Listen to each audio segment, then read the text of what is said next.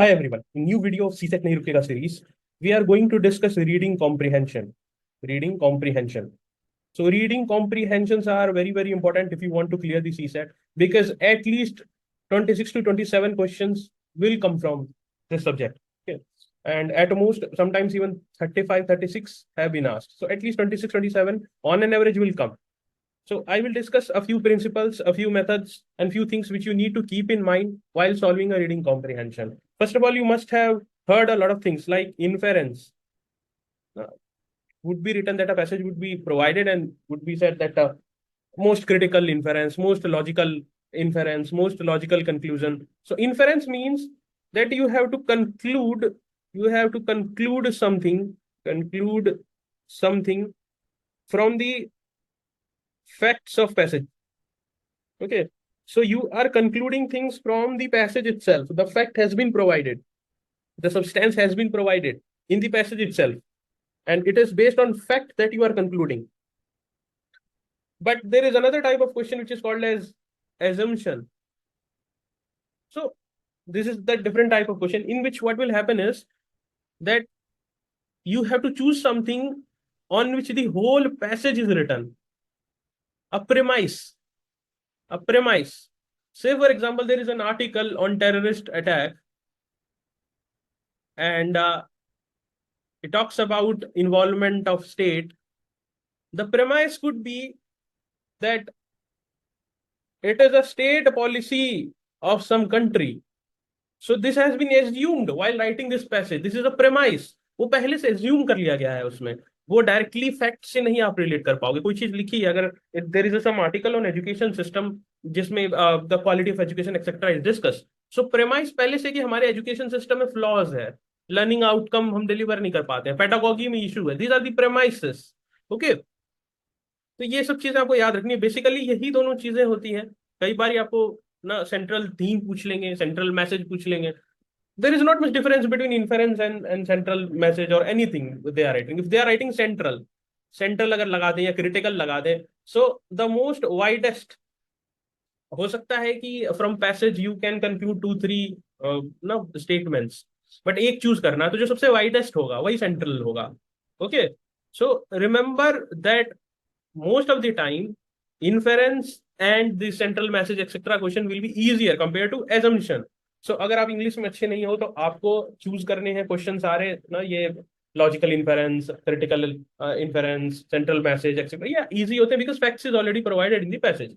Assumptions are comparatively tougher because यहाँ पे आपको प्रेमाइस फाइंड करना है. ठीक है. It doesn't mean that you don't have to solve any question, but you have to, if you have to choose, you are weak in English, then these questions are comparatively easier. अब हम method देखेंगे how to solve a passage. Okay. तो there is a theory of speed reading.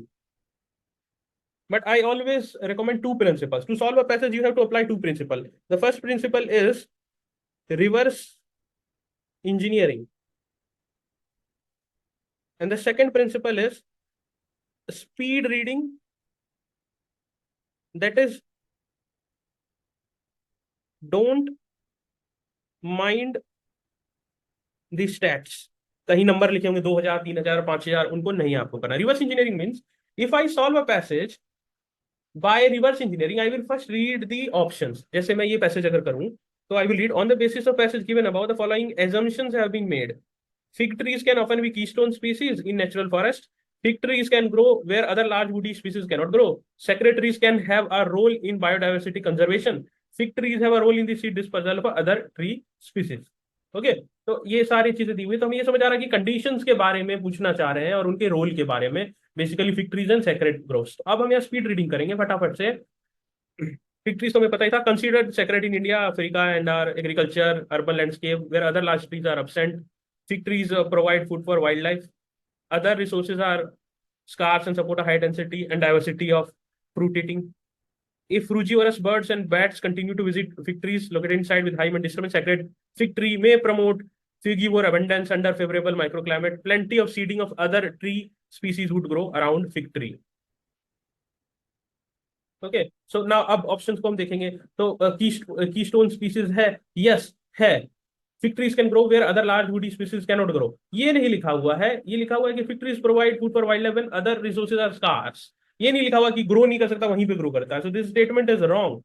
Secret trees can have a role in biodiversity conservation, पहली ही line में लिखा था कि fig trees are sacred grow and conservation की पूरी बात की गई है। Have a role in seed dispersal, yes यहाँ पे ये लाइन ही तो पूरा है। फ्रिगी फ्रिगीवरस बर्ड्स, वो जो डिस्पर्सल करते हैं सीड्स की, तो रोल तो है ही।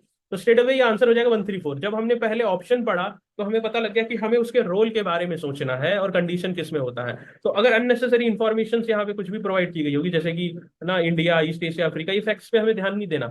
When I solve the question of GS, I will stress on each of the word. Here I will try to just skim through. ठीक है, मैंने बहुत स्पीडी अभी रीडिंग नहीं की। अगर मैं बहुत स्पीडी रीडिंग करूंगा तो आप लोगों को समझ नहीं आएगा, बट आपको समझना ये है कि फैक्ट्स एंड फिगर्स पे उतना ध्यान नहीं देना है। एक और प्रिंसिपल है जो आपको अप्लाई करना है, that is applying your GS knowledge.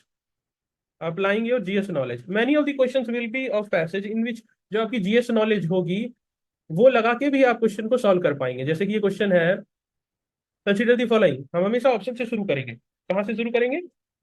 Option से शुरू करेंगे। ओके, ठीक है, आपको ये याद होना चाहिए कि हम ऑप्शन से शुरू करेंगे। तो consider the following: cover crops, fertigation, hydroponics, mixed farming, polyculture, vertical farming. Which of the above farming practices can be compatible with agroecology as implied by the passage? तो पहले तो आपको ना कंसेप्ट पता होना चाहिए। कंसेप्ट, ये क्वेश्चन इन्वायरमेंट का है, और अगर आपको उसकी नॉलेज नहीं है तो ये पैसेज पढ़ने के बाद भी आपको समझ नहीं आएगा। एग्रो इकोलॉजी होता है कि जो न्यूट्रिएंट का लूप होता है उसको कंट्रोल करना चाहता है, कि returning all nutrients that come out of the soil back to the soil, तो जो सॉइल में था वही सॉइल में वापस आ जाए, है ना। इसमें प्लांट्स, एनिमल्स, ह्यूमंस, इन्वायरमेंट, इसके इसके इंटरेक्शन को इंक्रीज किया जाता है।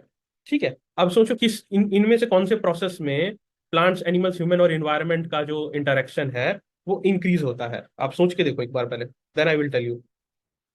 थोड़ा सा सोच के देखो, अपनी जीएस नॉलेज लगाओ और बताओ, है ना। देखो, कवर क्रॉप्स तो लिए ही इसलिए जाते हैं कि इसमें हमारा जो है ना माइक्रोबियल डेवलपमेंट वगैरह हो पाए। ठीक है, फर्टिगेशन में ये this is not a natural process जिसमें कि प्लांट्स, एनिमल्स, ह्यूमन ये सब इन्वॉल्व हो रहे हैं, इनमें इंटरेक्शन हो रहा है। हाइड्रोपोनिक्स अगेन हाईफाई मेथड, इसमें बिल्कुल ही नेचुरल मेथड जो होता है, बिल्कुल natural process. Mixed farming, yes, यहाँ इंटरेक्शन बढ़ता है। Polyculture, yes. Vertical farming again ये हाईफाई मेथड हो गया, इसमें कहाँ ये नेचुरल इंटरेक्शन हो रहा है। This is a concept, this is a concept, है ना, जो आपको याद रखना है। फर्टिगेशन होता है कि application of fertiliser by drip system, यहाँ कहाँ पे ह्यूमन एनिमल इंटरेक्शन बढ़ गया, है ना, ये रॉन्ग हो जाएगा।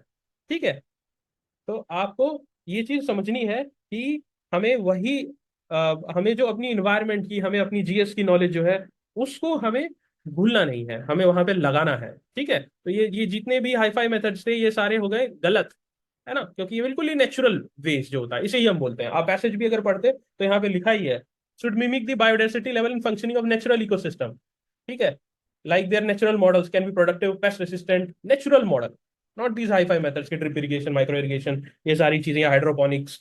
ओके, मैंने आपको थोड़ा जीएस भी पढ़ा दिया यहाँ पे, बट मैं ये कहना ये चाह रहा था कि your GS knowledge should be kept alive and in many of the question your GS knowledge will work. ठीक है, थोड़े और क्वेश्चन देख लेते हैं। ये क्वेश्चन था जिसमें पूछ रहा which one of the following statement best reflects the most critical inference. अभी मैंने बोला था मोस्ट क्रिटिकल हो जाएगा, मोस्ट क्रिटिकल हो जाएगा तो मतलब मोस्ट इंपॉर्टेंट, सबसे इंपॉर्टेंट। तो जनरली क्या होता है कि वाइडर जो वाइडर स्टेटमेंट्स होते हैं दे आर ट्रू। क्वेश्चन क्या लिखा, computers are not completely safe. देखने में भी जो कॉमन सेंस में अगर आपको गलत लग रहा है ना वो तो वहीं काट देना आप। Companies producing the software do not take cyber security seriously, ऐसे नेगेटिव चीजें क्यों बोलेगा, है ना, ये तो बिल्कुल ही ऐसा बायस्ड चीजें, बायस्ड जो होती है ना मोस्टली दे आर रॉन्ग, तो काट देना वहीं पे ना, यहीं से क्वेश्चन सॉल्व करना शुरू कर दो, इसको काट दो। Stringent data security laws are needed, हो सकता है कि सही है, होल्ड पे रख लो इसको। Then the present trend of communication technologies will affect our lives in future, हो सकता है ना, ये तो कट गया। ये क्वेश्चन तो आपका मतलब सिर्फ एक स्टेटमेंट तो आपका सिर्फ क्वेश्चन पढ़ने में ही कट गया। फिर हम पैसेज पढ़ते हैं, computers increasingly deal not just with abstract data like credit cards, details, database, real world physical objects, vulnerable human, modern car on wheels, aeroplane is computer on wings, the arrival of internet of things, computer baked into everything, science and MRI scanners and insulin pumps. There is little evidence that these gadgets will be any more trustworthy than their desktop counterparts. Hackers have already proved that they can take remote control of internet connected cars and pacemakers.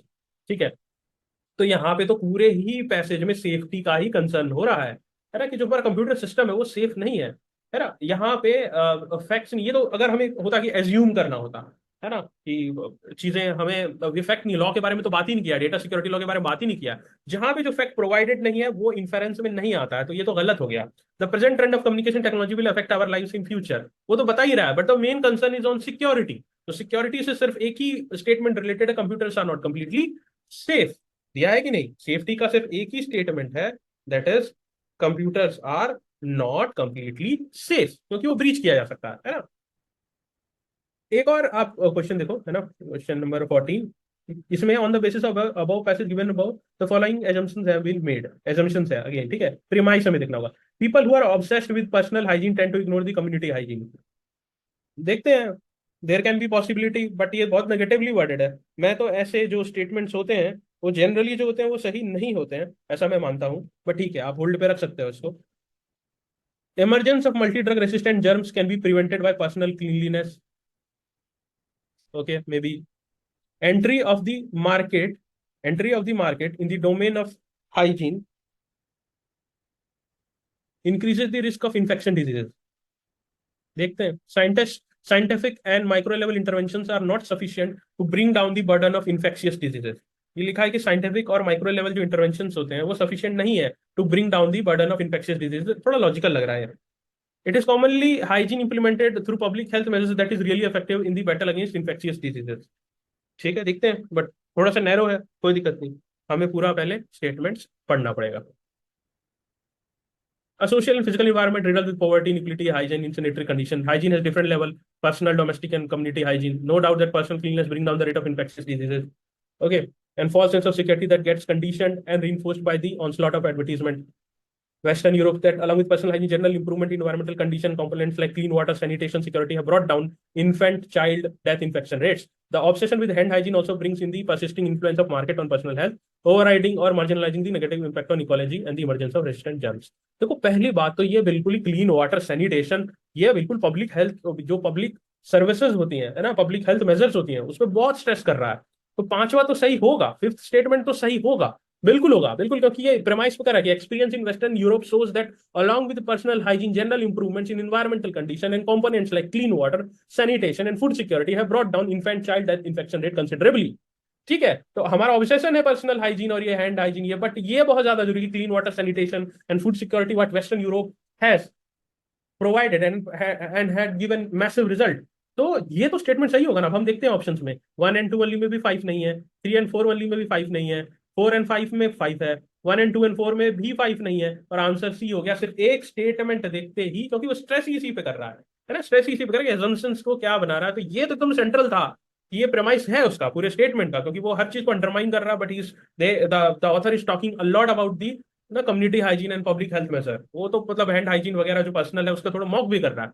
तो ये बिल्कुल ही था। तो आपको घबराना नहीं कि 5-5 statement दिए बहुत डिफिकल्ट क्वेश्चन होगा, ऐसा नहीं है। ये क्वेश्चंस मैं इसलिए उठा रहा हूँ और जानबूझ के मैंने 2021 के क्वेश्चंस डिस्कस किए, बिकॉज ये बड़े हैं, लॉन्ग थे क्वेश्चंस, है ना। 23 was, RC was easier and quant was very very difficult. 24 में अगेन थोड़ा आरसी डिफिकल्ट हो गया। तो ये पैटर्न है। आपको फिर से मैं बता देता हूँ कौन कौन से प्रिंसिपल आपको ध्यान रखने हैं। पहला एक जो प्रिंसिपल है आपको याद रखना है, रिवर्स इंजीनियरिंग। ठीक है, रिवर्स इंजीनियरिंग का मतलब ऑप्शन से स्टार्ट करें। Speed reading, facts and figures, countries, इनका कोई मतलब नहीं बनता है, ignore it, not read it like a general study. Third thing जो आपको बिल्कुल ही याद रखनी है, अपनी जनरल स्टडीज नॉलेज को अलाइव रखिए। Fourth, biased narrow statements generally wrong होते हैं। फिफ्थ, जब आपसे क्रिटिकल या सेंट्रल पूछा जाए तो most wider statement is often correct.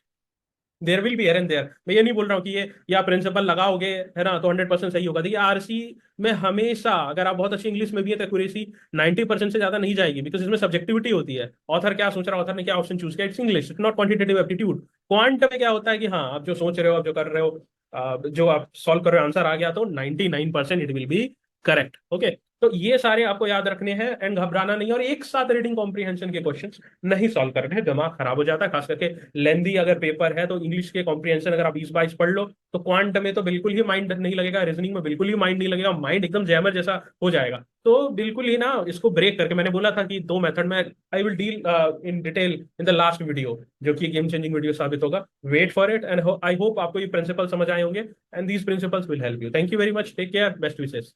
Okay.